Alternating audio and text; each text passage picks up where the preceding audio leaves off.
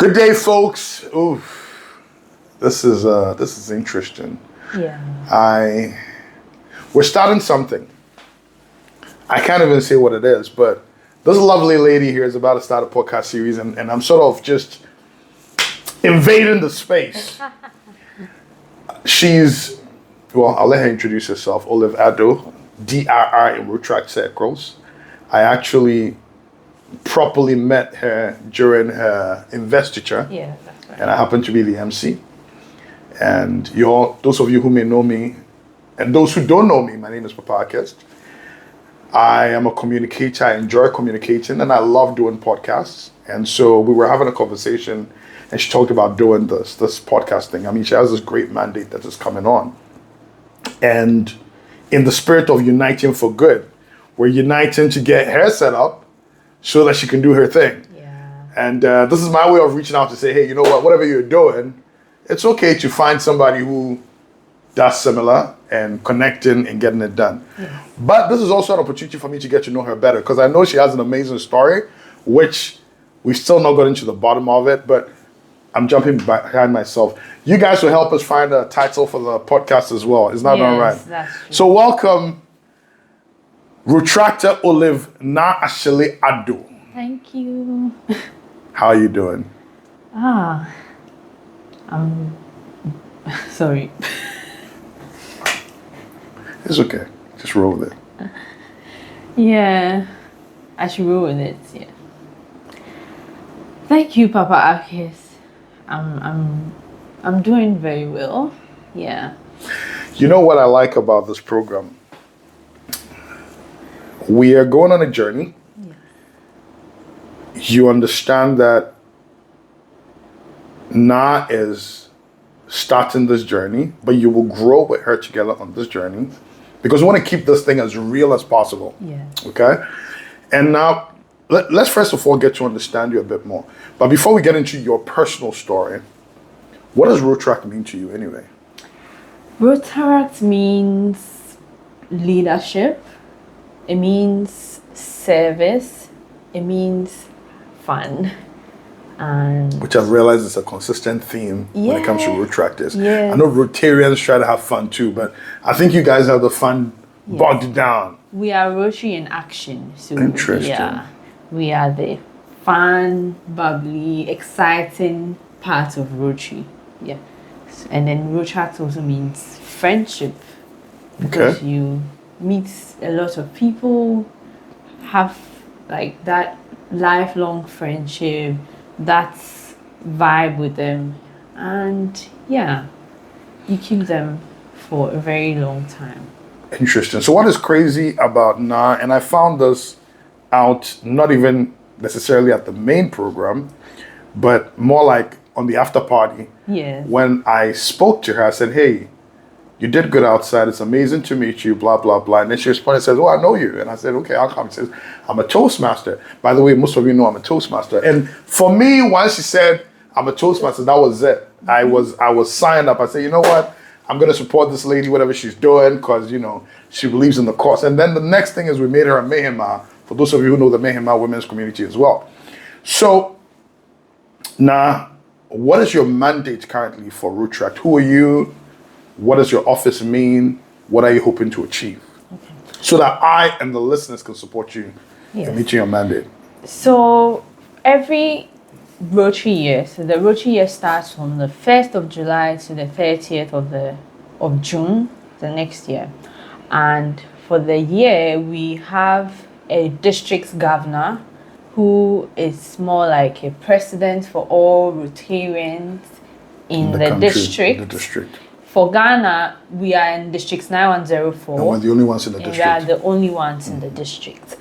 Just like how we have the district governor, we also have someone who is also like a governor for Rotaractors. For those of you who don't know, Rotary is made up of Rotary itself, Rotarians, Rotaractors, and Interactors. Interactors are between the ages of 12 to 18, and Rotaractors are 18 to 30 previously, but now we've been elevated. Now we had some people are professional Rotaractors. elevated, so now you can move to Rotary at any time when Okay. you are ready, Okay. right?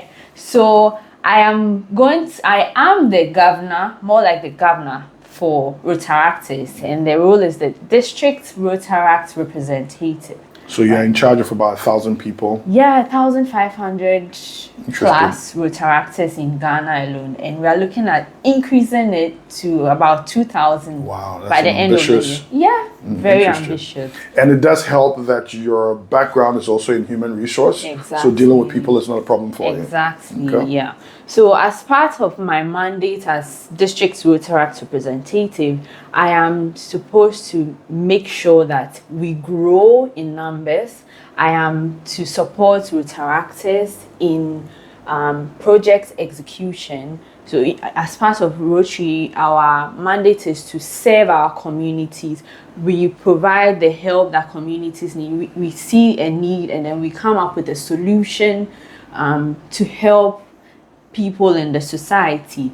So as the DRR, I need to make sure that clubs are executing projects, we are growing. I need to make sure that we are developing as leaders. So Rotaract is a platform for leaders. So as a leader, you need to make sure that you have the skills, the right skills to be a leader. And so as part of my mandate and my objectives for the year, we are looking at building tenacity. When we say building tenacity, we want to make sure that we have Rotaractors with the right skills, professional, ethical leaders that have skills to help them thrive beyond Rotary Rotaract. As I always say to my members, we are all project managers in Rotary, because everything we do is a project. You need to start from somewhere, you need to plan. We do our needs assessment, we have to come up with a budget, a concept notes before you even go and execute the project, right? And so it's a training ground for our members. So as DRR, I'm here to support Rotaractors in that regard. Yeah. Well, it sounds to me like for those who may not even be retractors, this is a great place for you to actually learn and grow as a leader, Exactly. as a project manager. Exactly. And you know, when it comes to project manager, there are three key things: quality, cost, time. Yeah. And so you manage your time better, Exactly. you manage quality better, you manage cost better, and then you also talked about tenacity, which I Yeah. believe every young person right now who's Sure. planning to go into the job market needs to build. Exactly. A lot of people are excited about stuff, but they break too easily, and so building that tenacity is important. Yeah. What else are you planning on helping them with, Okay. especially in this current age where life is not so easy? Charlie, that's true. Life is not easy. But you know, once you join Rotaract, right? The family called Rotaract, you become part of this family. There's also the networking bit of it. I mean, look at me. I'm sitting here with the Papa Akis. Hey, pressure. Yeah, I'm sitting here with Papa Akis. Just because I joined Rotary, I decided to take up leadership positions, and it gave me that exposure. And I was very happy that I decided to do this joint handover thing with Rotary, because it's given us that exposure, and I'm here with Papa Akis, right?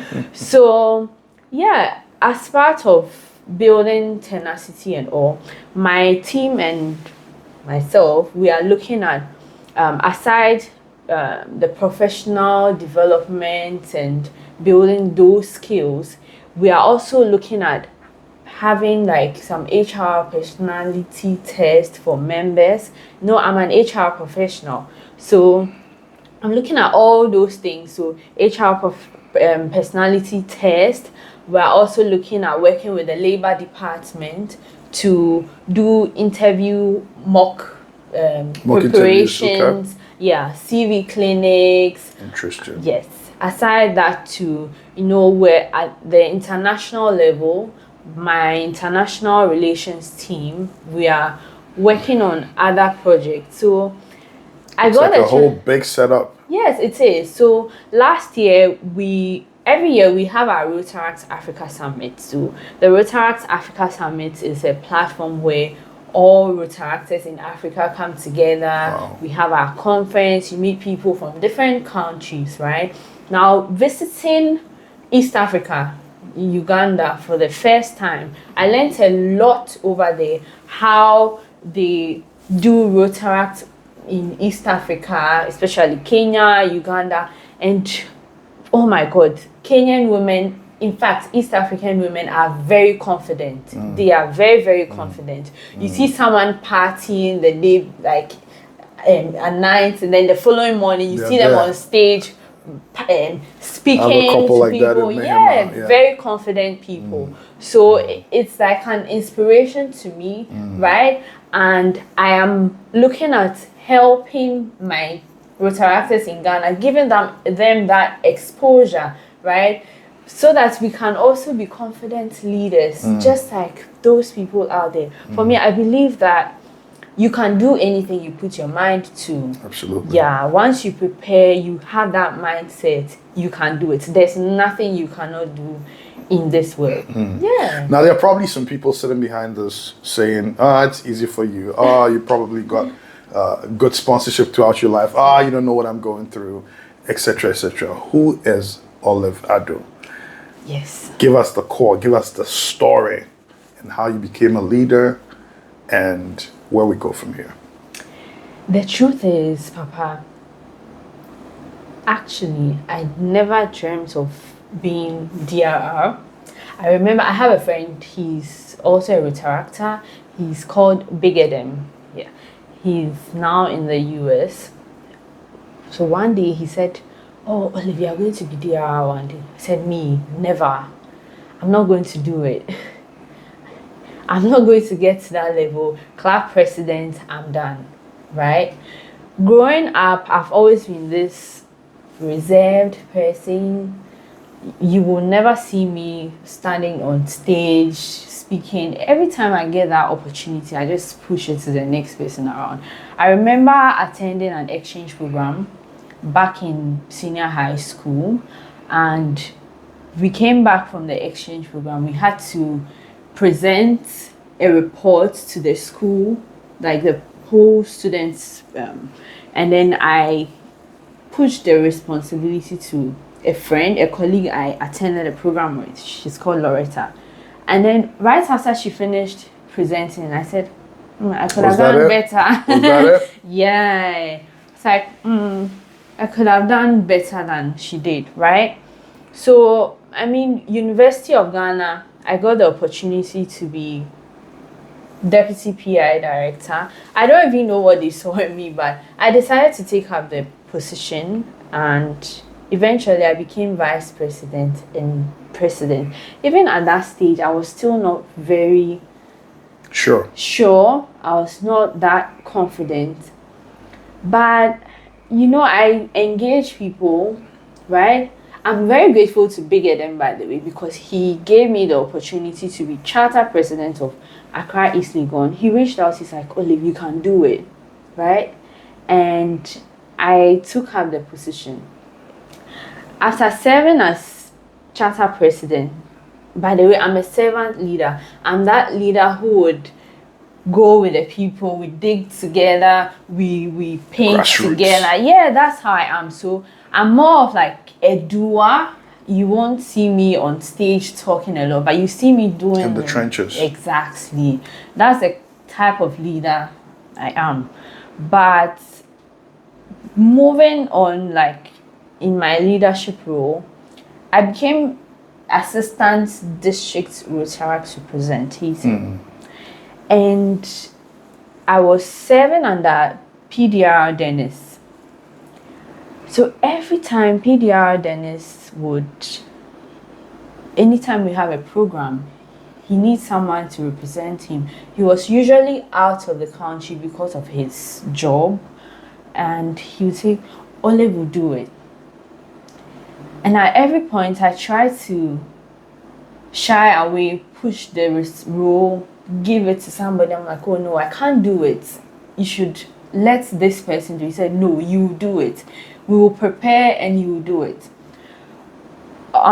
During his time, we had DLAC, so DTAC, and he asked that I should present on the theme for the event. It was funny. I wrote a very long speech, stood there, read it, and I couldn't get the attention of my audience. Right after that, our district's Rotaract chair, former district Rotaract chair, PP Kwame, who's also a Toastmaster. Kwame near. Yeah, he reached out and he said, "You need to join Toastmasters." Kudos to you, Kwame. Yeah, he said you should join Toastmasters. Interesting. Yeah, and knowing me, I was like, "Hey, Toastmasters." Even before then, a Rotarian introduced me to Toastmasters. That's, I think, the airport Toastmasters club. There's a club. Interesting. Yeah. We are creatives. Yes. I actually started that club a while back. It used to be Foreign Affairs Toastmasters Club, and then later it moved to Airport. We used to be the rebels. Oh, okay. So he introduced me to that club. I joined the first meeting, second meeting, and I was like, wow, you need to, like, you put people on spot. You do table topics. I said, nah, I can't do this. It's not for me. So I decided not to continue. But you know, Kwame, he waits for no one.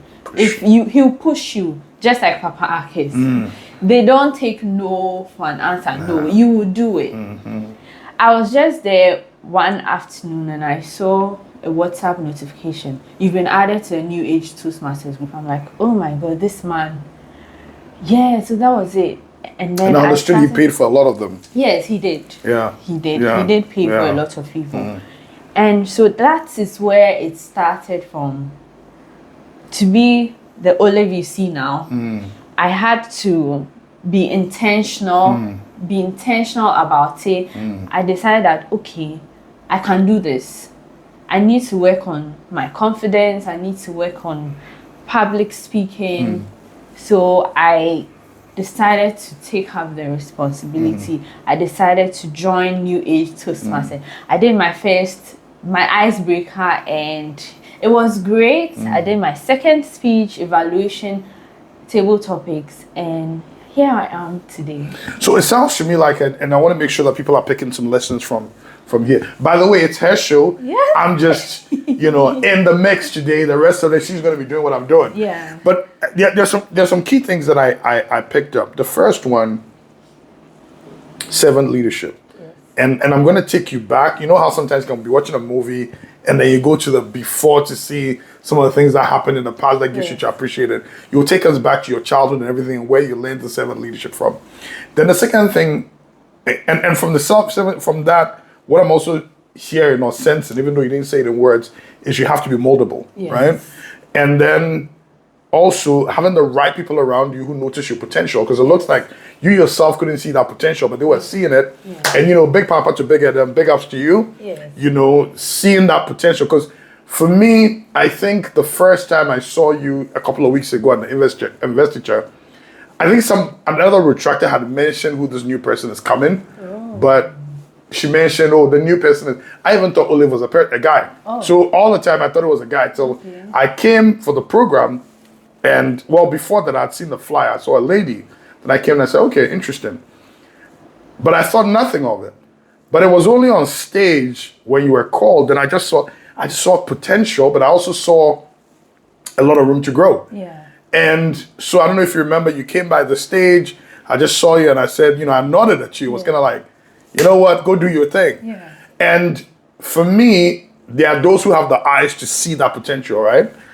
And so for those of you out there, there's somebody who knows your potential. You want to be around that person, and you want to make sure that you gravitate towards those mentors who will push you, which is what I'm hearing here. And then finally, when you did get over yourself, because sometimes, and this is something, because I run a women's platform and also I've had a lot of women in my life, leading to my life, I think even though the world is not fair always to women, that's changing now. But sometimes women themselves also get in their own way. It's not just, guys or anything else or the rules. So sometimes, there's this saying that a guy will see an opportunity, there are 10 points, he can check one, he's going. Yeah. A woman will see it, and even though she has 9, she wants to check off that last check box. Yeah. So a lot of times you hold yourselves back, and it's good that you have people that are pushing you that, hey, you know what, stop worrying about the little 10% that's left and go do it. I love it. So for those of you watching, these are 3 key things that I think are very important. But let's go back into your childhood to see what made you the servant leader, or what made you think it's good for you to be in the grounds? Because sometimes people just think, how do I get a title, and they don't do the work. What makes you different? What makes me different? For me, I think I picked this from my mom. Okay. Yeah. My mother is that person anybody can count on. Yeah. Even her friends. What's your mother's name? Oh, my mother is Felicia O. Interesting. Yeah. Felicia O. Yes, she's Mr. O's first child. Yeah. She's that person you can count on. And by the way, in case we have any foreigners who may be watching this, just to give you a bit of local African context, things may be different now, but in the past, when you were in an African home, when you're the first child and you're a woman, there's a lot of responsibility that goes with it. Yeah. So they generally tend to be mothers very early. They support the mother in the house. Yeah. So they are made very differently, you know. And I want to give a quick shout out to this Toastmaster lady, Dr. Loretta Sapon. Very strong woman. I'll introduce you to her. Okay. You know, she also had to take care of a lot of siblings very early. So when you see her, she's very strong, very resilient, very tenacious. You know, you talked about tenacity earlier. Yeah, but please go on. Yeah, so my mom, she's that person because, as you said, first child, you need to be responsible and take care of your siblings. I have an uncle and 6 aunties, right? And she being the firstborn, it means that she attended Suedo Senior High School, by the way. I also attended Suedo Senior High School. And at Suedo Senior High School, she was there with her siblings. I understood from her that my auntie was 9 years old when she started secondary school. So a 9-year-old in secondary school, back then it was, you know, the sixth form, fifth form guys. You have like really old people. And so I remember being 10 and having somebody who was my senior who was about 27. Exactly. So she had to take care of her sisters in school and be that mother figure. My grandfather he did not live in Ghana like majority of his life. He moved to the UK at a very early stage when they were young. So my mother had to take the responsibility of taking care of her siblings. And I remember, so they lived with other family members, right? So so she has that sense of community. Exactly. Support. Taking families. Exactly. So she's that person her friends count on. So her friend is in the US, Auntie Kay. She usually, when she needs somebody to do something in Ghana, oh, it's my mom. My mom is called Bole, by the way, that's her local name. So she's like, oh, you should just pick her phone, call her. She's that person who will say, oh, why are you going to pay someone to do this? I will do it myself. So I always hear my aunties teasing her. They call her Miana Mekreti. Apparently, when we're young, anytime we had our birthdays, she would bake her own cake, bring it, and then they cut the cake. And then when they ask her, hey, Bolena, so she's fancy, by the way. So this, where do you get it? Where do you get this from? Oh, Miana Mekreti. Exactly. So I picked that up from my mother. That sense of community and resourcefulness as well. Yeah, being proactive and all. I picked that up from my mother. Yeah, so that is my story. Would you say your mother was your role model when it came to leadership? Yes, I would say that. Because even at church, she's a brigade captain. She's a member of the choir, women's fellowship, singing band, and in all these organizations, she's a leader. So she's either a treasurer, she's either a vice president or something. Yeah. So growing up, I saw all of that, experienced all of that, and so I feel it's built who I am, molded me to be who I am today.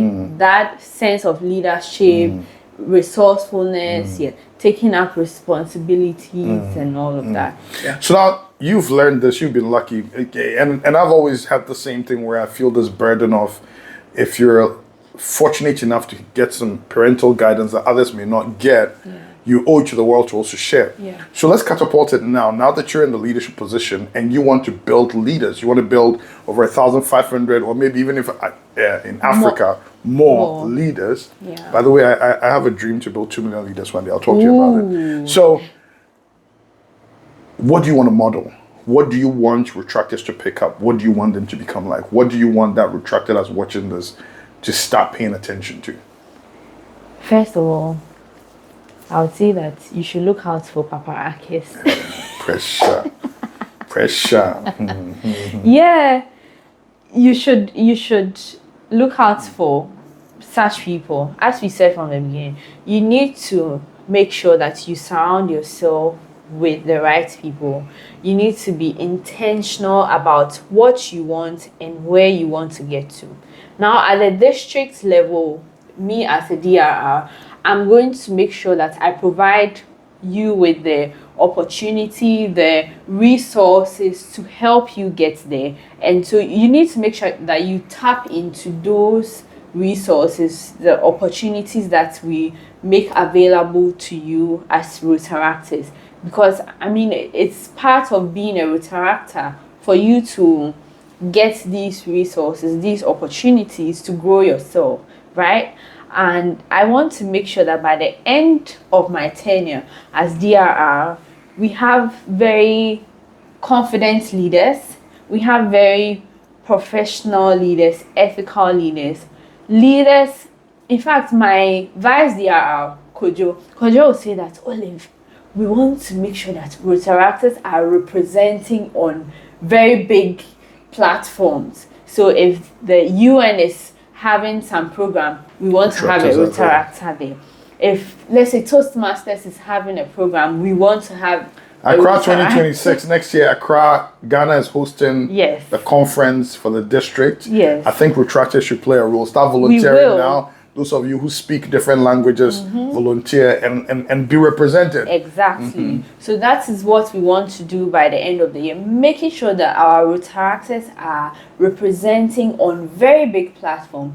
We want to put you out there and make sure that the world see what we have in Rotary. That's how we'll get more people joining us, right? So look out for our collaboration with Toastmasters. As Papa Ake said, 2026, we are going to do this together, as well as other programs that we'll be doing throughout the year, our public speaking boot camp, leadership trainings, all other activities that we'll be having this Rotary year. Powerful. Do you know, it's interesting, it's said that in 2050, which is 25 years from now, I'm trying to figure out how old you'll be. Okay.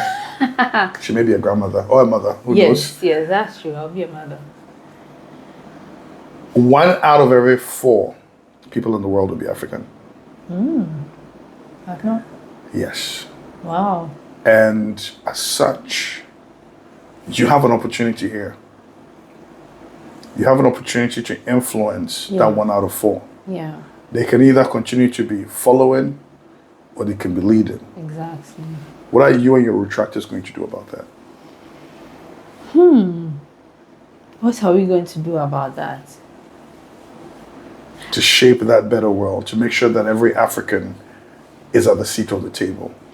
For me, I think that we need to tell our story. Beautiful. Right? Because as we always say, your story is what makes you who you are, right? And in order to connect with other people who are not in your circle, you need to share that story.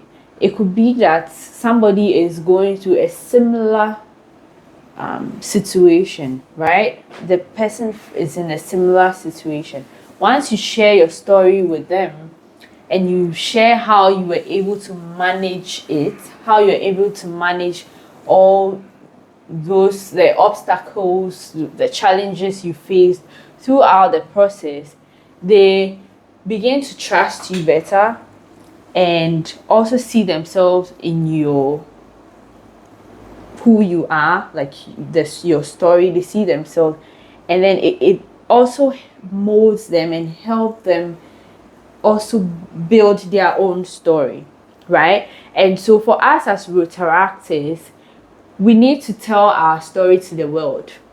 Now the world is changing, there's innovation, and so even at the Rotary level, as part of our action plan, Rotary is telling us to increase our ability to adapt. So we need to be agile, we need to be flexible, right, in changing. And so as Rotaractors, we need to tap into those resources that are available to us and use that to tell our story, so that other people who are not in our circle get to understand what it is to be a Rotaractor, what benefits you get from Rotary Rotaract. Then they can also find themselves in our space. So if we are able to do that, then we'll be able to get that 1 out of 4 African being part of the Rotary Rotaract story. Beautiful. My last question to you, and this is to remember you said you're about 1,500 and you say you want to grow to about 2,000. Yes. Remember those 500 people that are not Rotaractors yet? Mm-hmm. Show a message to them. Why are you not part of Rotaract? I mean, you are missing out, and it's time for you to join us, because if you join us, I mean, you heard my story, you heard everything I said. I started from somewhere and I'm on a journey. I'm not yet there, but I'm now a whole different person from who I was previously. So I'm inviting you to join us, join Rotaract, because there's a lot here for you. If you join us, I mean, you get to build yourself, your public speaking, you build lifelong friendship. The world today is very Dynamic, strange. yeah, and you can't be in your corner alone. You need others to take you along with them. We are here to pull you along, take you along, and help you become that person that you are supposed to be. And so I'm inviting you to join Rotaract and be that leader. Yeah. Thank you very much. The next episode, she'll be running it. This is her program. Oh, yeah. I'm just visiting. And by then she'll have a title. Yes. But, however, in the comment section, if you have a catchy title you think she should use based on where the program is going, Drop it there. drop it there. What should they expect in the next episode? Expect something inspiring, something fun, and something challenging. Yeah. Alrighty, it's been real. I'm excited to be the guest on this program today, Papa Archest, with the host, Olive, DRR Olive, the dancing DRR. Dancing DRR. Until next time. See you.